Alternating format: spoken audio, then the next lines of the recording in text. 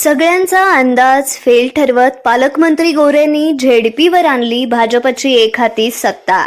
37 सभा घेत 38 जागा आणल्या निवडून। इतिहासात प्रथमच भाजप अध्यक्ष होणार। नगरपालिका महापालिकेनंतर झेडपीही भाजपच्या ताब्यात।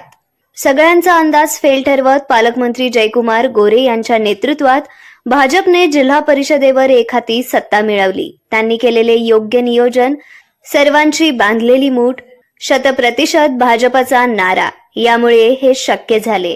भाजप जिल्ह्यात खोलवर रुजवण्याचा त्यांचा प्रयत्न सफल होताना दिसतोय।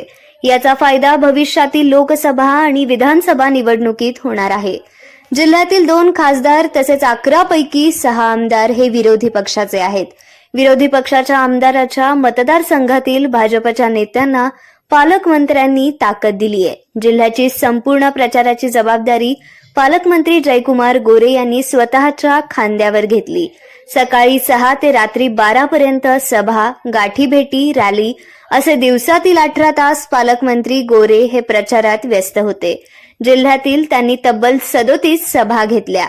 स्वतःच्या मानखटाव मतदारसंघातील निवडणुकीत कमी वेळ देता आला, त्यामुळे नुकसानही सहन करावे लागले। मात्र सोलापूर जिल्ह्यात सभा आणि नियोजनासाठी पालकमंत्री जयकुमार गोरे यांनी झोकून काम केले।